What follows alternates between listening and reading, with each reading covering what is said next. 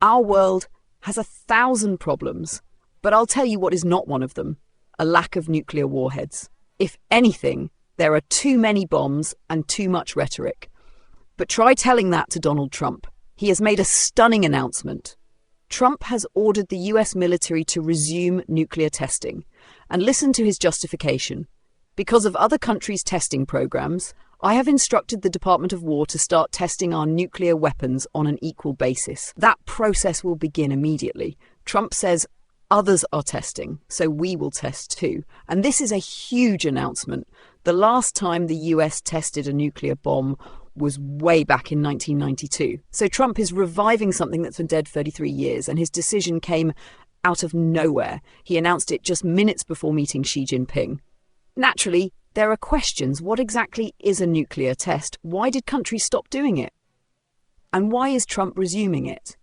Nuclear tests are controlled explosions. You basically detonate a nuclear bomb intentionally.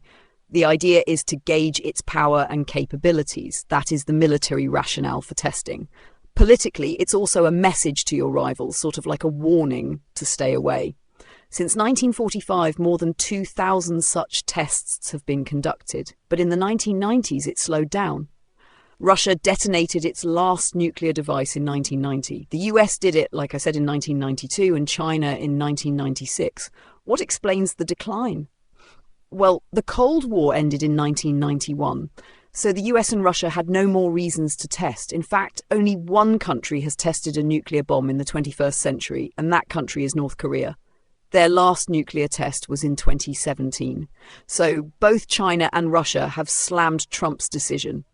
China hopes that the US will earnestly abide by and respect its obligations under the Comprehensive Nuclear Test Ban Treaty and its commitment to suspend nuclear testing and take concrete actions to safeguard the international nuclear disarmament and non-proliferation system and maintain global strategic balance and stability.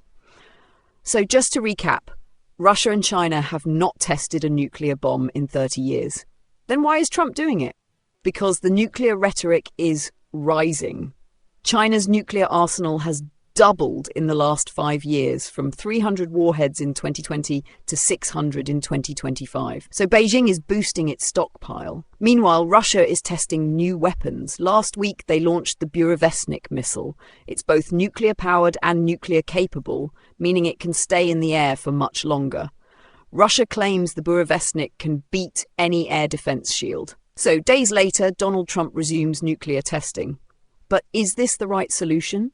According to military experts, no. Russia may have tested a nuclear-capable missile, but they did not explode a nuclear bomb. What Trump is doing has no political or military rationale. Some experts called it misguided, not to mention time-consuming. You can't just wake up one day and test nuclear bombs. It takes months of preparation, at least 36 months before a test can be organised. And this is classic Trump. Less logic, more sensation. Just think about it. The theory of nuclear deterrence is well established. Nobody in their right mind is lobbing nukes at the US. Nobody is firing nukes at the United States. Yes, they're building new missiles, but the answer to that is not testing a nuclear weapon, a nuclear bomb. It is to sharpen your own technology. In fact, Trump is already doing it. He unveiled a massive air defense project called the Golden Dome. It's expected to cost around $175 billion. And what does it do? It defends the United States from all sorts of missiles, even hypersonic ones, according to Trump. Some experts say even the Golden Dome is extra. But sure, let's give it to him. Nuclear testing is a red line.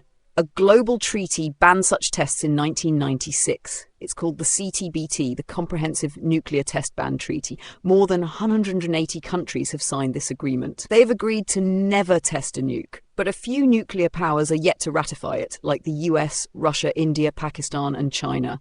If Trump opens the Pandora's box, nobody knows what will happen. If common sense prevails in Beijing and Moscow, they will show restraint. If not, they could follow suit, thus unleashing a new nuclear race.